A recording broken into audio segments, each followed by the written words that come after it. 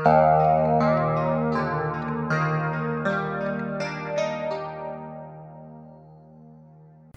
वालेकुम, मेरा नाम अमीर हमज़ा और आप देख रहे हैं दो फनकार। जैसे कि लास्ट क्लास में हमने लेयर पैनल को डिस्कस किया कि उसके अंदर क्या क्या ऑप्शन है, लेयर कैसे यूज़ करते हैं।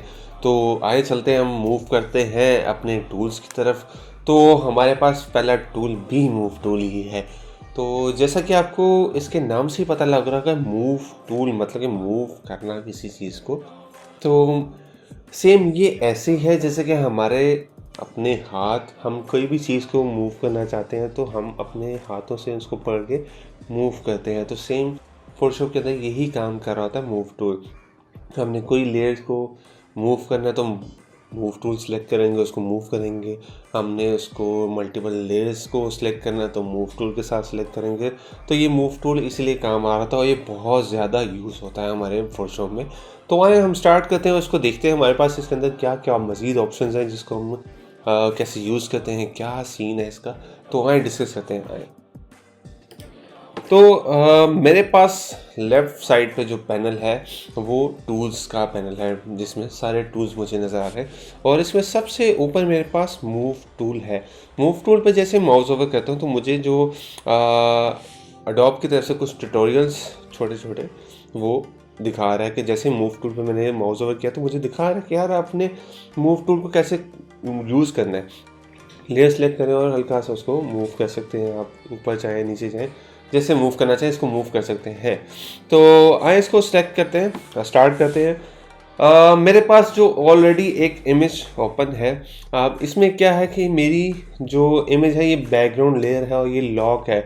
अब मैं इसको जैसे ही माउस मूव टूल सेलेक्ट करता हूँ, इसको मूव करूँगा, हल्का सा मूव करता हूँ तो ये मुझे फ़ौरन बता देता है कि भाई आपकी जो लेयर है ये बैकग्राउंड लेयर है और ये लॉक्ड है। इसको अगर आप मूव करना चाहते हैं तो आप इसको एक नॉर्मल लेयर में कन्वर्ट कर लें ताकि मैं इसको मूव कर सकूं।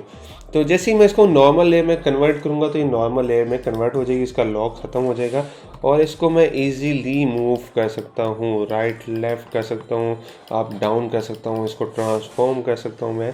तो ये ईज़िली कर सकता हूँ। तो इसके बाद मेरे पास अगर मैं कोई भी शेप जैसे कि न्यू लेयर लेता हूँ और इसके अंदर एक शेप ड्रॉ कर लेता हूँ, लाइक सर्कल में ड्रॉ कर लेता हूँ, इसको फिल कर लेता हूँ। अब मैं इसको, क्योंकि एक नॉर्मल लेयर है, ईजीली मूव कर सकता हूँ, अप डाउन कर सकता हूँ। और अब मल्टीपल लेयर्स कैसे सिलेक्ट होती हैं। अब जैसे मैं यहाँ पे फर्दर शेप्स बना लेता हूँ कुछ, इनका कलर मैं चेंज कर लेता हूँ और भी शेप्स बना लेता हूँ, ट्रायंगल बना लेता हूँ। ये बना लिया, इसका कलर मैं चेंज कर लेता हूँ, ग्रीन कर लेता हूँ ताकि इजीली आपको बता सकूँ। उसके बाद और भी कुछ लेयर्स पे काम कर लेता हूँ। ये लेयर में मैं अलग से एक कोई और कलर सेलेक्ट कर लेते हैं इसके अंदर हम, ताकि डिफरेंट नज़र आते रहे, एक ही लेयर ना बनने लगे। तो ये हो गया। मैं ब्रश के साथ भी काम कर लेता हूँ, ब्रश के साथ काम कर लेता हूँ इसको। अब यहाँ पे मैं मज़ीद डिफरेंट कलर एक कोशिश करता हूँ, येलो तो ऐड कर लूँ मैं।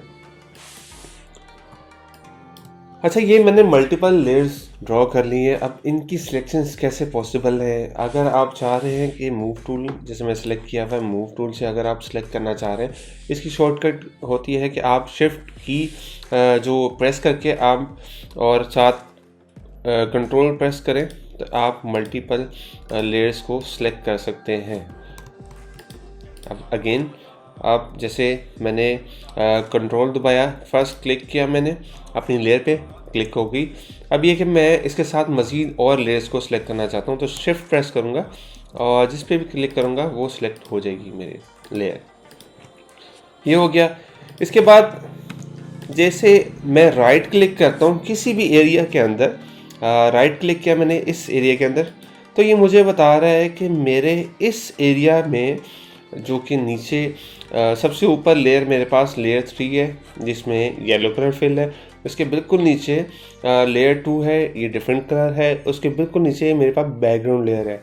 मतलब कि जिस एरिया में मैंने सेलेक्ट किया राइट क्लिक करके, तो मुझे उसने बता दिया कि आपके इस एरिया के अंदर 3 लेयर्स आ रही है सर। तो यहाँ से मैं सेलेक्ट कर सकता हूँ कोई भी लेयर को। यहाँ से मैं क्लिक करूँगा, 3 सेलेक्ट कर सकता हूँ। सेकंड इसके नीचे वाली करनी है तो ये मैं यहाँ से कर सकता हूँ। अगर मेरे पास काफ़ी ज़्यादा लेयर हैं एक ही एरिया के अंदर, जैसे कि हम काम कर रहे होते हैं, शेडोज़ क्रिएट कर रहे होते हैं और कोई काफ़ी ज़्यादा हम डिज़ाइन सपोर्ट कर रहे होते हैं उस पर, तो उनमें काफ़ी लेयर्स होती हैं जो कि अप एंड डाउन चल रही होती हैं और एक ही एरिया में काफ़ी ज़्यादा लेयर्स होती हैं। तो हम इस तरह से उसको इजीली फाइंड कर सकते हैं। अगर मैंने उनके नाम रखे हुए हैं, जैसे कि मैं लेयर का नाम चेंज कर लेता हूँ, ABC रख लेता हूँ, एक का नाम 2 फनकार रख लेता हूँ,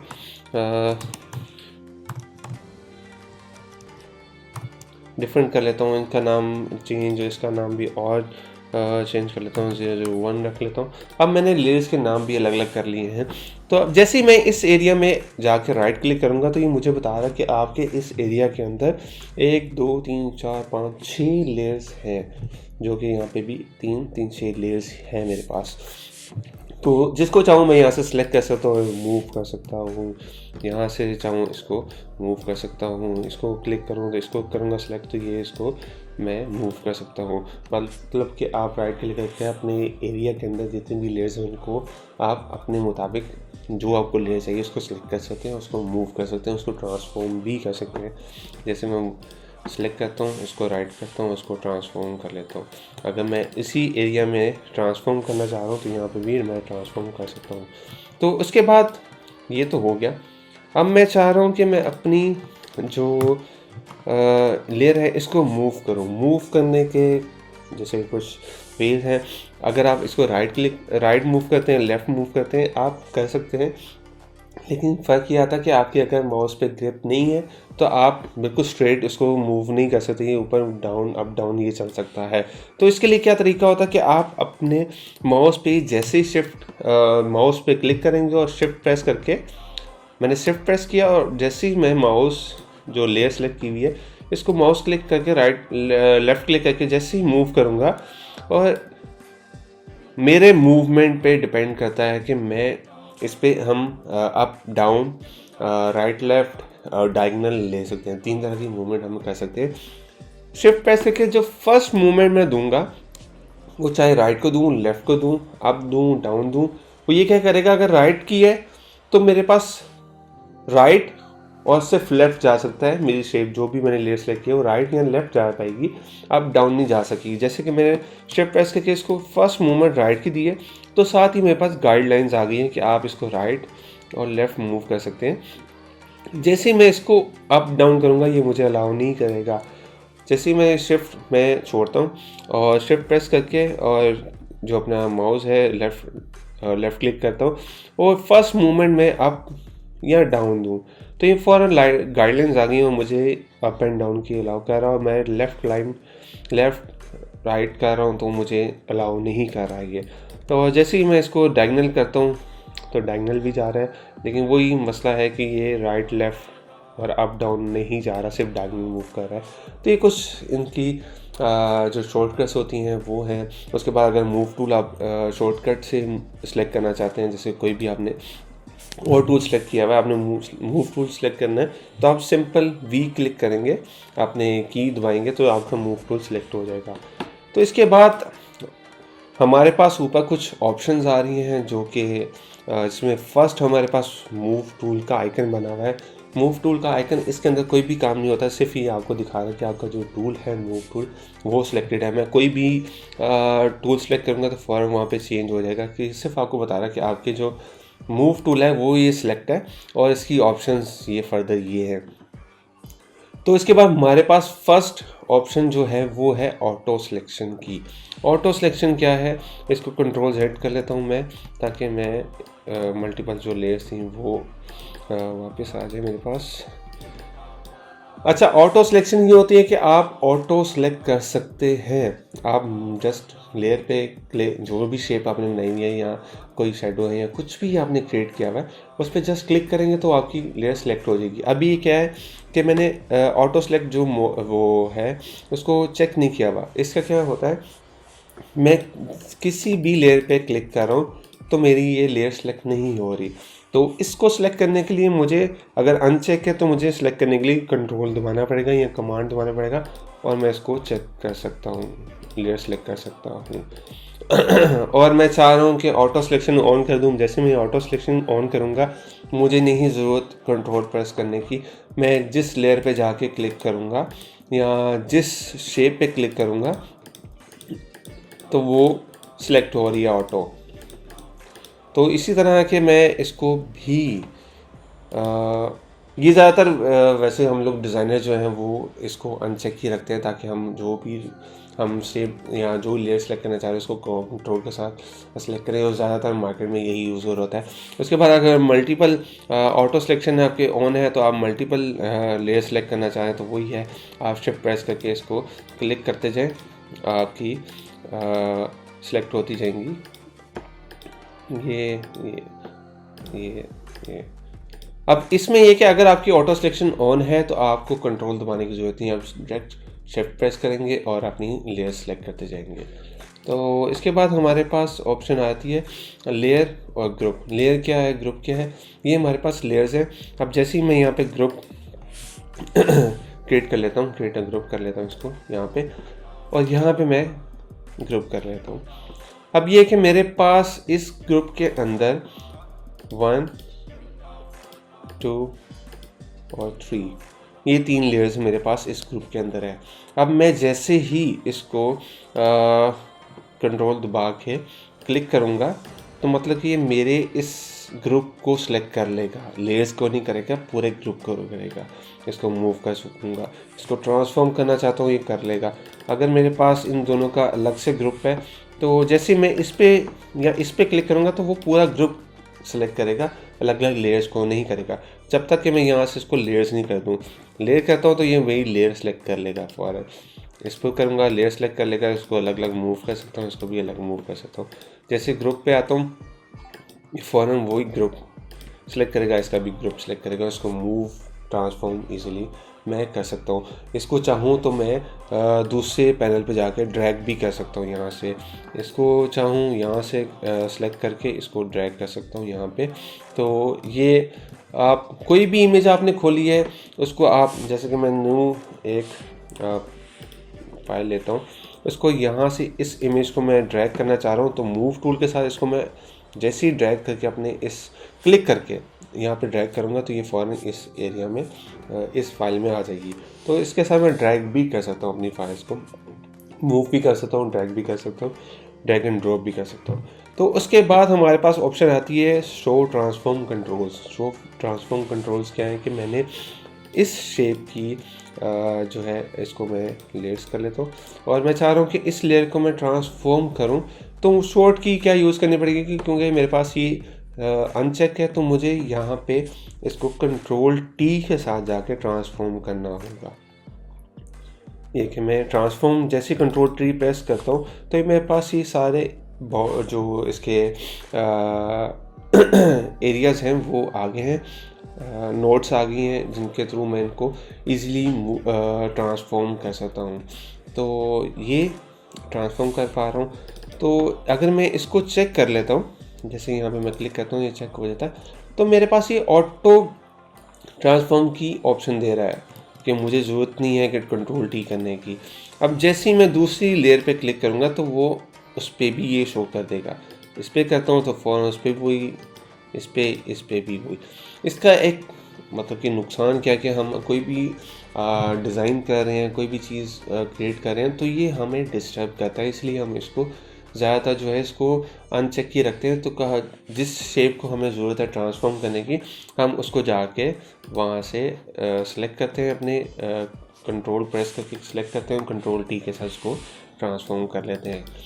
अगर मैं इसको चेक रखूँगा तो जिस शेप पे भी क्लिक करूँगा वो मुझे जो इसकी लाइंस हैं, जो इसके बॉर्डर्स हैं और जो कि इसकी नोट्स हैं वो शो होती रहेंगी, जो कि डिस्टर्ब करती हैं डिज़ाइन में या कोई भी आप काम करें उसमें डिस्टर्ब कर रही होती हैं। तो इसको आप भी अनचेक ही रखें और ज़रूरत पड़ने पे कंट्रोल-T प्रेस कर लें।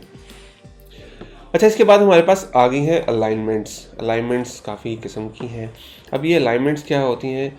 अलाइनमेंट मतलब कि अब मेरे पास मैं इन शेप्स को इनको अनग्रुप कर लेता हूँ, इनको भी अनग्रुप कर लेता हूँ। Ctrl+Shift+G के साथ मैंने इनको अनग्रुप कर लिया। तो अब इनकी अलाइनमेंट मैं इसको शेप इनकी ना छोटी कर लेता हूँ ताकि आपको ईज़िली समझा सकूँ। अब जैसे मैंने इनको डिवाइड कर लिया है। अच्छा, मैं इन तीनों लेयर्स को इसको एक्स्ट्रा है इनको मैं डिलीट कर देता हूँ। इन तीनों को मैं सिलेक्ट करता हूँ और मैं चाहता हूँ कि मेरी ये तीनों शेप्स लेफ़्ट अलाइन हो जाए। मतलब कि फ़र्स्ट हमारे पास जो है वो है अलाइन लेफ़्ट एजेस। जैसे इसको क्लिक करता हूँ तो मेरी ये देखें ये लेफ़्ट अलाइन हो गए हैं, एजेस सारे अलाइन हो गए इसके। उसके बाद इसको मैं सेंटर करता हूँ तो ये सेंटरली अलाइन हो जाते हैं, सेंटरली बिल्कुल सेंटर में अलाइन हो जाएंगे।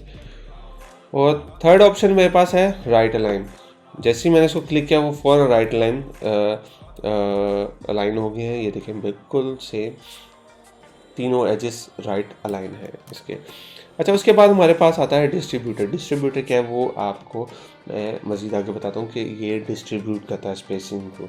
ये भी कुछ किस्म के हैं, इनको भी मैं आपको आगे बताता हूँ। उसके बाद है टॉप एजेस, इनकी शेप्स लाइक मैं इस तरह कर लेता हूँ, ऊपर ले आता हूँ, इसको तीनों को सिलेक्ट करता हूँ, नीचे कर लेता हूँ। अच्छा, इन तीनों को मैं सिलेक्ट करता हूँ, अगेन मैं टॉप अलाइन करना चाहता हूँ। अलाइन टॉप एजेस मतलब कि टॉप एजेस जो हैं वो अलाइन हो जाएंगे। जैसे क्लिक किया इसने टॉप एजेस को अलाइन कर दिया, बिल्कुल सेम यही। उसके बाद जैसे सेंटर करता हूँ ये सेंटरली इसको अलाइन कर देगा, बॉटम करता हूँ तो बॉटमली अलाइन कर देगा। ये क्या होता है, ये आप जब भी कोई मल्टीपल शेप्स बना रहे होते हैं, बॉक्सेस बना रहे होते हैं, लाइक अगर मैं शेप बना रहा हूँ, यहाँ पे ये शेप बना रहा हूँ या कोई ऐसा भी काम कर रहा हूँ जिसमें मेरे पास इक्वली मैंने सबको डिवाइड करना है, तो यहाँ से मैं इनको डिवाइड करूँगा। अब मेरे पास ये हैं डिफरेंट शेप्स हैं लेकिन मैंने इक्वली डिवाइड करना है, तो मैं सबसे पहले इनको तीनों को सिलेक्ट करूँगा और इनको सिलेक्ट करूँगा, इनको लाइन करूँगा, इसको मैं सेंटर जो इसकी स्पेसिंग है वो इक्वल करूँगा, इसको इसके अलाइन करूँगा, इसको लेफ़्ट अलाइन करूँगा, इसको इसके लेफ़्ट अलाइन करूँगा और सॉरी इसके राइट लाइन किया था मैंने इसको, और इसको मैं सेंटर लाइन कर सकता हूँ। अब ये कि मेरे पास ये तीनों की स्पेसिंग भी इक्वल हो जाएगी ये देखिए अब मेरे पास इनकी इक्वली स्पेस है, इसको भी मैं डिवाइड कर लेता हूँ। तो ये देखें बिल्कुल इस तरह से ये काम कर रहे होते हैं। और इसके अलावा अगर मेरे पास बहुत ज़्यादा शेप्स हैं तो इसके थ्रू मैं इनको अलाइंस कर सकता हूँ, इनकी स्पेसिंग में डिवाइड कर सकता हूँ। तो इसके बाद आता है हमारे पास, ये उम्मीद है आपको समझ आ गई होगी, left line, centre line, right line, bottom, centre और सॉरी टॉप, बॉटम और सेंटर लाइन, इसका भी आपको समझ आ गई हो। इसके बाद हमारे पास डिस्ट्रीब्यूट्स आते हैं। डिस्ट्रीब्यूट्स क्या है कि हम इसको जो इसकी स्पेसिंग है, जैसे कि ये मैंने क्लिक किया तो ऊपर से एक सेंटर करता हूँ, सेंटर से वो किस तरह से होती है। अब मैंने इनकी स्पेसिंग मैंने डिफरेंट कर दी है, अब ये देखें।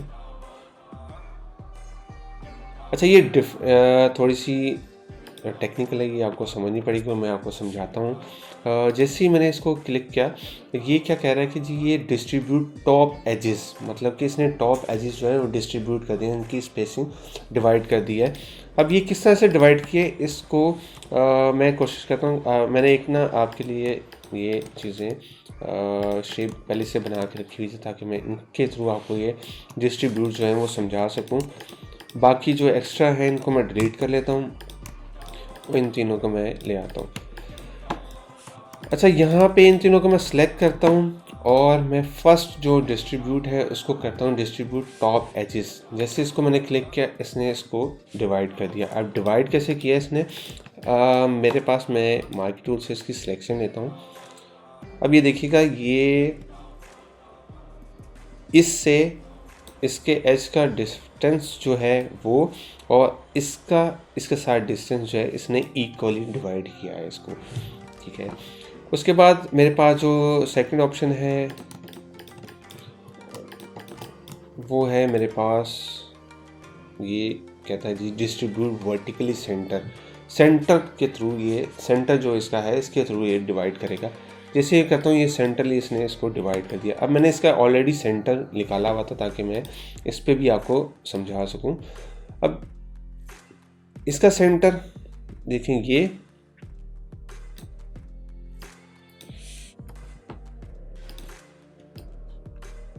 इसका सेंटर देखें, ये बिल्कुल इसके, और इसको बिल्कुल मैं नीचे लाता हूँ तो ये देखें,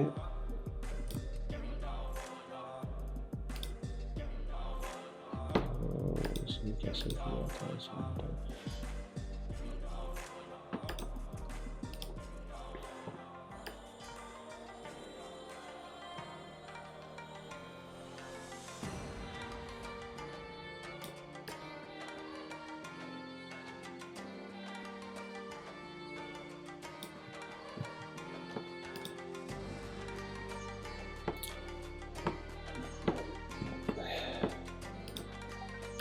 अच्छा, सेकंड जो हमारे पास ऑप्शन आ रही है ये है, कहता है जी डिस्ट्रीब्यूट वर्टिकली सेंटर क्या कहता है जी।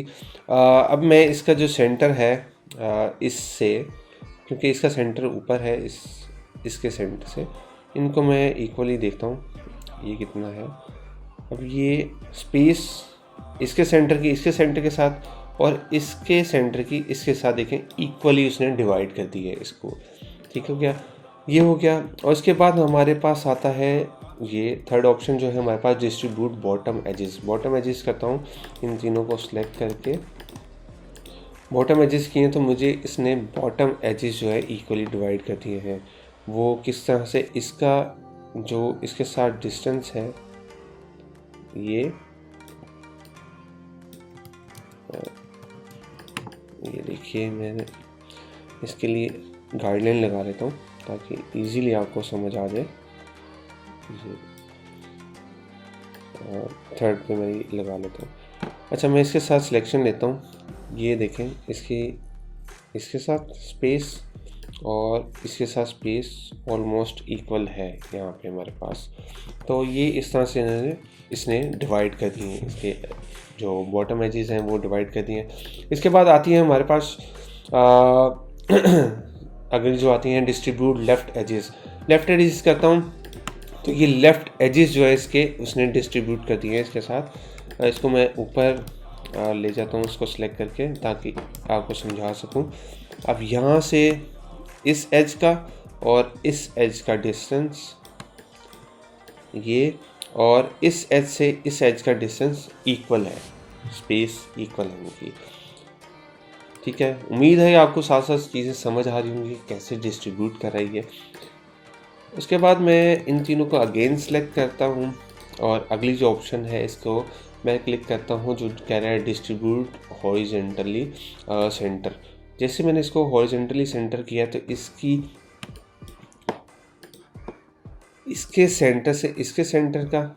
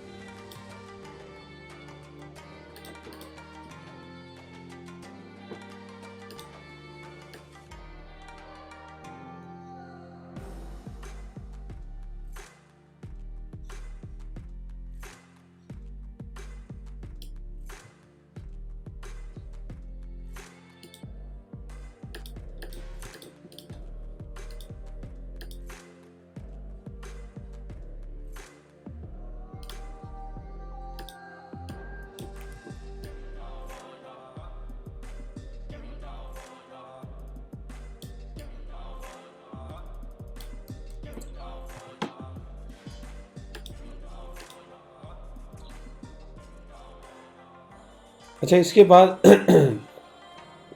अच्छा इसके बाद हमारे पास जो सेकंड ऑप्शन आ रही है वो कह रहा है कि जी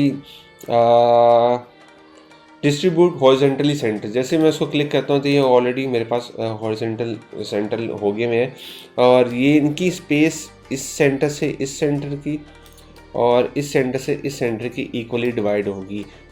तो जैसे कि मैं चीज़ें बता रहा हूँ साथ साथ समझा भी रहा हूँ, उम्मीद है आप लोगों को समझ आती रही होंगी। और जैसे मैं इन तीनों को अगेन सेलेक्ट, जैसे कि सिलेक्ट ही हैं, इनको अगेन सेलेक्ट कर लेता हूँ और यहाँ से मैं इसके साथ जो लास्ट ऑप्शन है इसमें हमारे पास वो कह रहा है कि जी इसको लास्ट ऑप्शन जो हमारा कह रहा है कि distribute right ages. Distribute right ages की हैं तो राइट एजेस जो इसके हैं वो इन्होंने इक्वल डिवाइड कर दिए। इससे इसका राइट एजेस ये और इसके साथ इसका राइट एजेस इसने इक्वली डिवाइड कर दिया है। तो इसके बाद हमारे पास ऑप्शन आती है डिस्ट्रीब्यूट स्पेसिंग। डिस्ट्रीब्यूट स्पेसिंग क्या करती है जी, स्पेस, इसके लिए मैं शेप्स क्रिएट करता हूँ और इनको मैं तीनों को सिलेक्ट करता हूँ और डिस्ट्रीब्यूट करता हूँ। डिस्ट्रीब्यूट, फर्स्ट डिस्ट्रीब्यूट है वो कह रहा है कि जी डिस्ट्रीब्यूट वर्टिकली। वर्टिकली इसने क्या किया है, इसने इनकी स्पेस इससे इसकी स्पेस, ये जो स्पेस है ये और इससे निचले वाले की स्पेस इक्वली डिवाइड कर दी इसने, ठीक है। और जैसे इनको मैं सेलेक्ट करता हूँ तीनों को अगेन, और लास्ट ऑप्शन जो हमारे पास आ रही है वो है डिस्ट्रीब्यूट हॉरिजॉन्टली। अब जैसे हॉरिजॉन्टली किया तो इसने फ़ौरन थोड़ी सी मूवमेंट ली है। मूवमेंट क्या ली है कि इसने इस एजेस का डिस्टेंस, यहाँ से इसका डिस्टेंस और इससे इसका डिस्टेंस इक्वली डिवाइड कर दिया है। तो आप इसको चाहें तो यहाँ से सिलेक्शन, अगर कोई आपने पार्ट सेलेक्ट किया है वहाँ से सिलेक्शन से करना चाह रहे हैं स्पेसिंग डिवाइड, वो भी कर सकते हैं। अगर आप ओवरऑल कैनवास के साथ इसकी स्पेसिंग डिवाइड करना चाह रहे हैं तो आप वो भी कर सकते हैं। तो इसके बाद जो हमारे ऑप्शन है इसमें 3D मोल्ड लिखा हुआ है, मोल्ड लिखा हुआ है, और इसके बाद कुछ ऑप्शंस हैं, ये हाइड है। हाइड क्यों है, क्योंकि मैं अभी 2D में काम कर रहा हूँ, 3D वगैरह नहीं कर रहा। जैसे ही मैं 3D वर्क करूँगा तो ये मेरे पास ऑप्शन शो होने लग जाएंगी, क्योंकि ये 3D वर्क करते हुए कि मूव सेल ऑप्शंस है कुछ। जब 3D आप बना रहे हैं तो उसके अंदर कुछ मूवमेंट के लिए ये यूज़ हो रहे थे। तो इंशाल्लाह जब मैं 3D समझाऊंगा आपको, 3D बनाऊंगा दिखाऊंगा इसमें, तो इंशाल्लाह इसको भी हम यूज़ करेंगे। तो आज के लिए इतना ही, इंशाल्लाह मुलाकात होती है नेक्स्ट में। हम फर्दर नेक्स्ट जो टूल्स हैं उनको डिस्कस करेंगे। और आपको कोई क्वेश्चन हो, कुछ सजेशन हो, कुछ पूछना चाह रहे हो, बताना चाह रहे हो तो हमें आप ज़रूर कमेंट करें, इंशाल्लाह हम आपको रिस्पॉन्स करेंगे। तो आज के लिए इतना ही, चलते हैं, फिर मुलाकात होगी। Thank you so much.